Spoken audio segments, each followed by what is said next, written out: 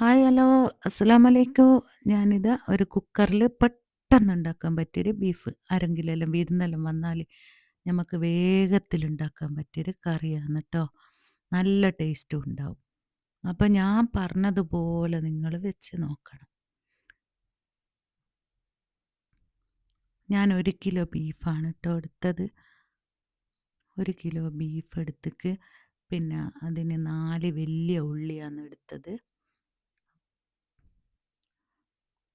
ഇത് പത്തിലിനും പിന്നെ ദോശക്ക്, നെയ്ച്ചോറിന്, വെറും ചോറിനൊക്കെ കൂട്ടട്ടോ. അപ്പോൾ ഇതാ ഒരു 8 അല്ലി വെളുത്തുള്ളി, ഇഞ്ചി ഒരു കഷ്ണം, പച്ചമുളക്, 4 വെല്ലുള്ളി, ഒരു ഉരുളക്കിഴങ്ങ്. അപ്പോൾ കുക്കറിൽ ഇറച്ചിട്ട് കൊടുക്കുക. ഞാൻ കുക്കർ ഇതെന്താ ഇങ്ങനെ നിങ്ങൾ വിചാരിക്കും, ഇത് ഇലക്ട്രിക് കുക്കറാണ് കേട്ടോ. ഇതില്ലാത്തപോലെ സാധാ കുക്കറിൽ വെച്ചാൽ മതി.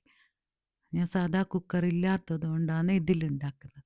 അപ്പോൾ ഉള്ളി ഇതാ ഇതുപോലെ വലുപ്പത്തിൽ കട്ട് ചെയ്യുക. ഇതുപോലെ കട്ട് ചെയ്യുന്നതിൻ്റെ ഒരു കുട്ടൻസ് എന്തെന്നാന്ന് വെച്ചാൽ പിന്നെ കറിക്ക് നല്ല കട്ടി ഉണ്ടാവും, കുറേ കറിയും ഉണ്ടാവും. നമുക്ക് 1 കിലോ ബീഫ് വെച്ചാൽ 2 ദിവസത്തേക്കെല്ലാം ഉണ്ടാവും. അതിന് ശേഷം ഉള്ളി ഇട്ടതിന് ശേഷം ഉരുളക്കിഴങ്ങ് ഇട്ട് കൊടുക്കുക. ഉരുളക്കിഴങ്ങ് തീരെ ചെറുതാക്കിയിട്ട് അത് മുറിക്കരുത് കേട്ടോ, ഇത്ര വലുപ്പത്തിലുള്ള കഷ്ണമായിരിക്കണേ. പിന്നെ ഇഞ്ചി മിക്സിയിൽ ചതക്കരുത്, നമ്മൾ അമ്മിക്കല്ലിൽ ഇതാക്കിയിട്ടാണ് ചതക്കേണ്ടത്. പച്ചമുളക് നീളത്തിൽ കീറിയത് ഇട്ട് കൊടുക്കുക. വെളുത്തുള്ളി ചതുക്കാണ്ട് ഇട്ട് കൊടുക്കുക ഇറന്നിട്ട്.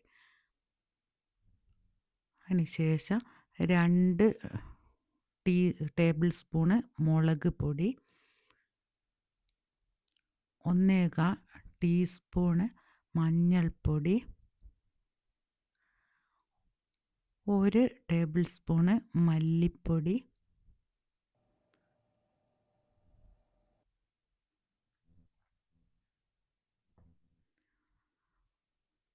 3 ടേബിൾ സ്പൂണ് വെളിച്ചെണ്ണ. പിന്നെ നമ്മൾ ഇറച്ചി ഒന്ന് കുഴച്ചെടുക്കാൻ പാകത്തിന് കുറച്ച് വെള്ളം ഒഴിക്കുക. പിന്നെ ആവശ്യത്തിന് ഉപ്പിട്ട് കൊടുക്കുക. നിങ്ങൾ ഇതെന്താ ഉപ്പ് ഇങ്ങനെ പാട് ചെരിയുന്നതെന്നൊന്നും നിങ്ങൾ വിചാരിക്കരുത് കേട്ടോ.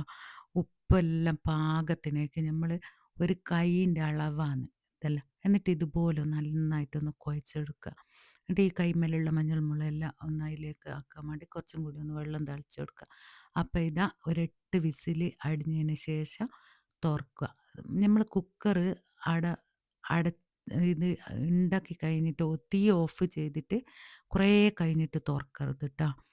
പിന്നെ ചൂടോടെ തന്നെ നമ്മളൊന്ന് വെള്ളം മേലെ ഒഴിച്ച് കൊടുത്തിട്ട് തുറക്കണം. എന്നിട്ട് അതിന് ശേഷം മല്ലിച്ചപ്പും കരിവേപ്പില ഇട്ട് കൊടുക്കുക, ഒന്ന് നന്നായി ഇളക്കി ചേർക്കുക. എന്നിട്ട് ഇതാ കുക്കർ ബീഫ് കറി റെഡി ആയിട്ടുണ്ട്. അപ്പോൾ ഇഷ്ടപ്പെട്ടാൽ എല്ലാവരും ലൈക്ക് ചെയ്യുക, കമൻറ്റ് ചെയ്യുക, സബ്സ്ക്രൈബ് ചെയ്യുക. അപ്പോൾ വീണ്ടും ഒരു വീഡിയോ ആയിട്ട് കാണാം. Okay, bye.